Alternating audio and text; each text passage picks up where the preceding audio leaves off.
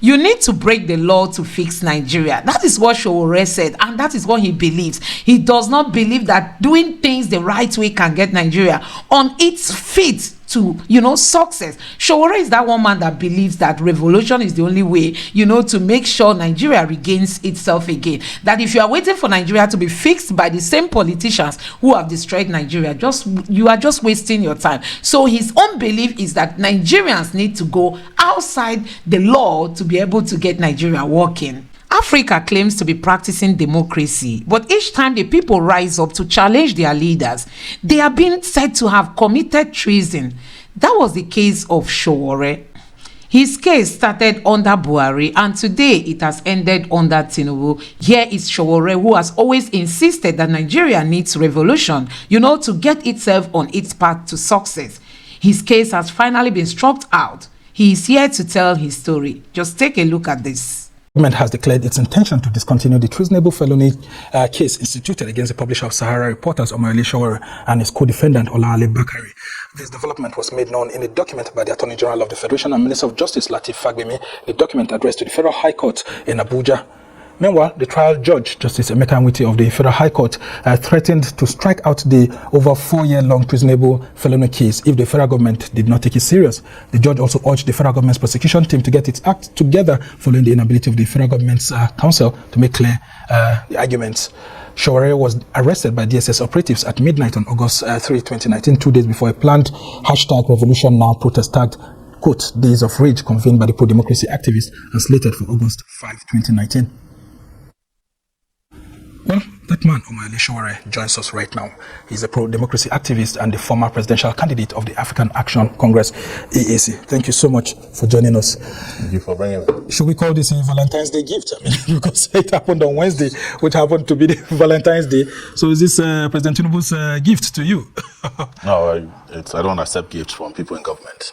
Okay. I would amount to accepting bribes. Okay. Yes. Interesting submission. Now we've seen this case starting. I remember that after all the trials and tribulations having been sent to the DSS facility, you were released, I think, on December 24, 2019. Yeah, I remember that day. I mean, I was just rushing somewhere and I was just told to come to the DSS facility that you were going to be released. And we came there and we're shocked, actually, that you would be released because we heard it was all treasonable charges slammed against you. How did you take all these charges? Because, I mean, a treasonable charge or offense is one of the highest offenses in the land. Well, I was released twice, if you remember. Yeah. And the first time I was released, the next day we were in court, I was abducted in front of a judge. And then, so my release wasn't done out of generosity. It was the judgment of the court that was being implemented after a lot of pressure, especially after that egregious attack on me inside the courtroom, which you have seen. I knew from the beginning that this wasn't going anywhere. As a matter of fact, I'd warned them before we even did the protest that this case can never be prosecuted. And I have a video to show for it. I know that my role was historical, and judges have never succeeded in trying history. Otherwise, they'll become a footage of history too. So it's happened before, but it's important to understand that the mentality of our government is to first and foremost suppress whatever is the truth and things that they're not comfortable with. And the particular government of former President Buhari was notorious for this. He ruined a lot of lives, destroyed the economy, and did everything to ensure that this country did not survive him. Some of us did not survive him as well. And I happen to have survived him. Not only did they do this, they shot at me at close range with a federal riot gun at once. If you see the scar on my face was broken midnight of a Passover night in 2021 by the police in Abuja here. I was attacked several times by state-sponsored thugs. So many things happened. My brother was shot dead on the highway between Ore and Understood. My mom fell ill. She had stroke, and last 4 years has deteriorated. My kids grew up without me. My wife I haven't seen in close to 5 years, since July of 2019. But I weathered the storm because I knew that if you go in the direction that I chose in life, this is going to happen to you. And this is not the first time. It happened to me in the university. I ended up spending 6 years at 4 years at the University of Lagos. Yeah, so nothing new here. And this arrest and several other ones, several of many, and several attempts on my life had been made. And I do not think it will stop for as long as I do what my conscience tells me is right. All right. And you yourself would have known that you get into trouble after having chose that hashtag revolution now. What exactly was on your mind when you decided to use the hashtag to protest on August 5th, 2019? I actually was calling for a revolution, and I never denied it. What form of revolution? Oh, there's only one form of revolution. A change that's never been seen before in the life of any country. That's what I was calling for. And I told the DSS guys the same thing when I was interrogated. It's on record. I told the judge when I came to court, when they were charging me, I said, I don't understand the charges because you cannot prosecute a revolution. So there's nothing different. Guess what? Most Nigerians didn't know the context of the revolution until that. And 5 million people searched for the word revolution on Google on August 5, 2019. But I've been arrested before the protest, and I was surprised that the protest still went ahead across the country. And the interesting thing now is that it's no longer a crime to say the word revolution. Everybody's calling for a revolution now. And it might even happen with or without me. We're moving in that direction. So you were way ahead of your time. That's always been my crime. Well, Omoyele Sowore, we saw state institutions being used, and some would even describe the tactics being used then as Gestapo tactics. Because I remember one of the days you were being brought to court. I mean, the entire roads within the central business districts were shut and all of that. How did it make you feel when you were being brought into the court premises with such, I mean, I've never seen such kind of security in a very long period of time. Well, I wasn't surprised. The first time they brought me into court, I didn't know the court was 5 minutes away. They drove me around Abuja just to make it feel like we're going to a far distance. Because I had not stayed in Abuja before then. But it should also interest you that I was abducted in midnight in Lagos and flown to Abuja on a NAF, that's the Nigerian Air Force jet, that I believe has crashed now. You know how surreal that could be.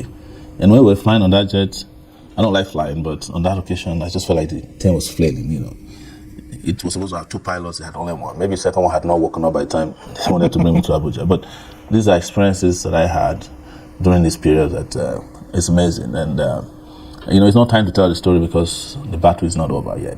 Well, you seem like an enemy of the state then. Well, the state is the enemy of the people. Yes. Well, the federal government says it is withdrawing this charge now. We've seen the judge even complaining that, look, the federal government wasn't going forthright with this prosecution. There were lots of delays here and there.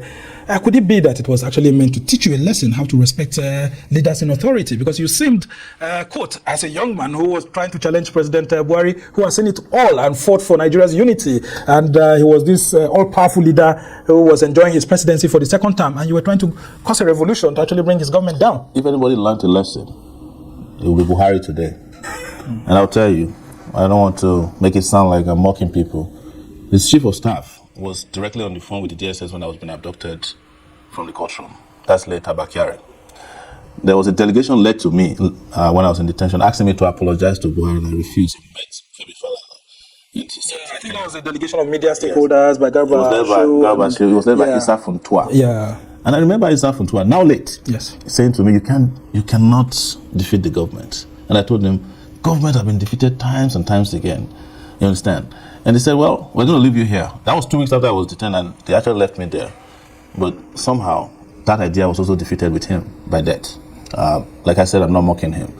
All of them, I see them now, they're gentle. You meet people in government who were untouchable. I saw Femi Adesina one day in Lagos, and I reminded him, the Yoruba dish, that when the masquerade festival is over, the chaperone and the masquerade will go back to where they buy akara from, the bean cake. And he was shocked. I saw Garba one day dragging Abuja here buying things for him. So that's nature of power. It's very transient. It's ephemeral. Yeah, but these were people from your media constituency who felt so much for you and just wanted to get you out of that dungeon, if I may call it. If you felt so much for me, you cannot ask me to apologize to a dictator. You don't do that. That's not what the media should do. I think they were trying to force my hands in a disgraceful way. Some of them I have met well. I don't have any doubt about it. I have respect for the Vanguard owner. But when I was getting too troublesome for local people, I don't know the station, they called me into an anteroom. He said, let's resort. I said, no. First, you can't have a conversation without my lawyer present. And he went to Lagos, met Femi Falana. I told them the same thing. He said, Sowore is not good. He would rather die in detention than apologize to you. They came back, took away my rights. They didn't let me make telephone calls to my wife anymore, which I used to do. And then one day, we're passing by in our area of detention, and we found that the Boko Haram people have a full bouquet of cable, DSTV. So we smuggled those out. The Boko Haram directors are enjoying here. And it was reported, and then they rushed and gave us TV and cable as well. So, yeah. Interesting but it was very sad that we have a security agency of that nature violating the rights of people and getting away with it. That has to be addressed. And that is what I was doing. In fact, what they told me most in the DSS is that I said that the revolution will affect the DSS, that the people will take over the DSS. And it came to pass. While I was there, for the first time in the history of this country, protesters invaded their office in search of me. And they said it's never happened before. So they should know it. Like I said, you're seeing it happen. You're seeing women organizing in Niger. Today there was a protest against hunger, what I call the hunger revolt in Ota, Ogun State. You know what finally triggers revolutions? Hunger. All right, as we try to round off this conversation, are you demanding any apology from the Nigerian state for all you went through? They should have come forward with an apology first. Not that I'm demanding it, I deserve an apology. What I would do is that I'm not only interested in an apology, I will extract compensation from them in jurisdictions that they have no power to affect decisions like this. But let me use this opportunity to thank my lawyers. Femi Fallon, amazing, his wife. There's a young guy, Mr. Marshall, I can't mention all their names, Stanley Maro, and also tell those judges who partook in this, that's a shame. Especially Justice Taiwo, who threw me in jail for 45 days on the lie that I went to collect $100 million from Dubai to overthrow the government. And when he found out I'd never been to Dubai before, he ran away and I retired after that. It's a shame that we have that. Many people say, well, he's doing his job as a judge. No, but the judge who did the same thing to Mandela became part of the history of the entire apartheid struggle. And this time, and the judges who we appealed to, my son was dying at the time, and we appealed to the judges. You're giving passport back to all the corrupt people. Give me back my passport to go visit my child who's sick and come back. He said, no, that I'll run away. How do you run away from your country? I've never applied for the citizenship of another country. You were the guys who were robbing the central bank. They were detained for 2 days, giving their passport. The guy who stole 109 billion naira from the accountant general's office got a chieftaincy title. They kept me detained in Abuja for 3 years. I couldn't leave Abuja. Never happened in the history of Nigeria. Just within Abuja, restricted to Nigeria, except Obafemi Awolowo was restricted to Lekki, and Pride Mode, the former Labour leader, who was restricted to, I think, Auchi during his time under colonial rule. I'm the third person in the history of Nigeria. And then they eventually restricted me to the prison called Nigeria for the last 5 years. Unbelievable. Well, but this is nothing to cry about. There are other political leaders who face same during the military. Worse than I have. And what about those who have been killed? Shiites, members of IPOB. And let me use this opportunity to also ask for the release of Nnamdi Kanu. Yes. What? It is time that reason prevail in them, They will be shocked that this whole thing was unnecessary. If you are not going to continue with Buhari's policies of ruining the economy, destroying dollars, don't continue with his repressive policies. It's time to apologize to everybody that Buhari touched in the last 8 years and to prosecute those officials he used for committing atrocities against Nigeria, including, and most importantly, the Attorney General under him, Abubakar Malami, and Buhari himself. You heard it from me. All right. Omoyele Sowore, you didn't mention the media.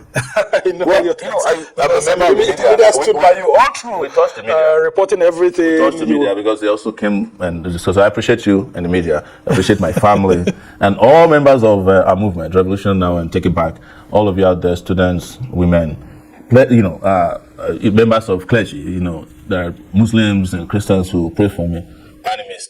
Who did that? Women who came all the way from Ondo State to stage a naked show just to get me released. I can't mention all. Yeah. But what I'll say is that, Aluta continua, Victoria, Asata, the struggle continues. All right, just before I let you go, you had a movement also called Take It Back. Yes. So how do we take Nigeria back to our ideal country and make it work very quickly in 30 seconds? Well, we have to do what is necessary. And what Take It Back started as was a movement towards the revolutionary change. We formed a party to make it a ballot revolution. They thwarted it. Then we went on the street to make it a physical revolution. They tried to thwart it, but the movement is calling on you again to listen to it. And you will hear the whistle whenever we're ready again. And we'll soon be ready. All right, just ensure you don't get into trouble again. So guys, it is always difficult to challenge African leaders, and this is one of the reasons why Peter Obi, after the election, he said he doesn't want protests because he knew that many Nigerians were going to get into trouble should they had protested.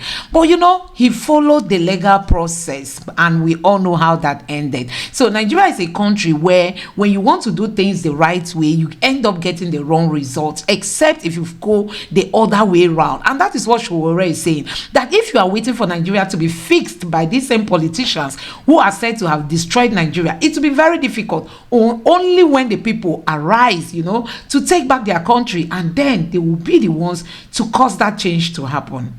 Let me know what you think about this in the comment section below. Please don't forget to subscribe to the channel and turn on the notification bell.